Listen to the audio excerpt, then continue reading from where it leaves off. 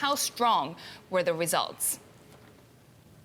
Well, China had another fabulous double-digit growth quarter, and Australia even surprised on the upside. So just across the board in Asia, we've continued to see year after year really strong revenue growth and margin expansion. So very, very impressive results out of Asia from AB.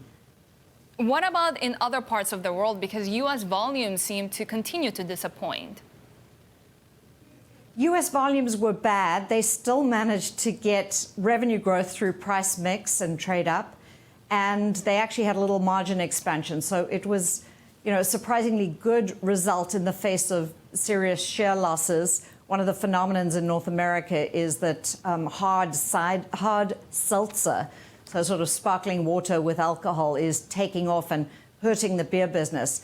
But if you look around the rest of the world outside of North America, they had very, very good results in Mexico. Brazil was a little better than people might have thought, and Europe was very strong.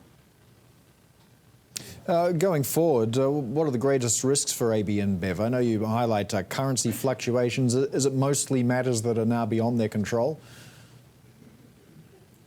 I think there are two major risks. One is that their debt is in largely US dollars and euros, and their earnings very heavily weighted to emerging markets. But I think the other risk is that in North America, you are seeing an acceleration in declines in the beer category, and they're just really fighting an uphill battle to try to sustain volumes. They're doing a very, very good job of premiumizing, and they've had a real winner in Michelob Ultra. But 75% of their US portfolio is very vulnerable to further declines, particularly, as I mentioned, this hard seltzer phenomenon could accelerate and make it even harder for light beer to grow. Well, let's talk about the debt pile, which was, of course, reduced a little by the sale of the Australian assets. But if they're going to have another go at that IPO, how critical is it to get that lower? Well, just to clarify, the Australian deal won't close until the first quarter of 2020. So the 11 billion sales price, they won't get that cash yet.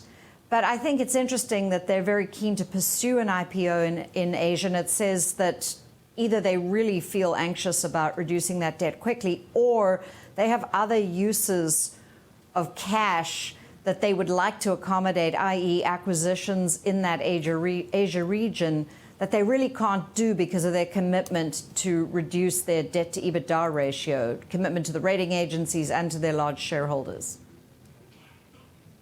Now, Caroline, their full-year guidance did not change, but how much will commodity and currency headwinds hurt?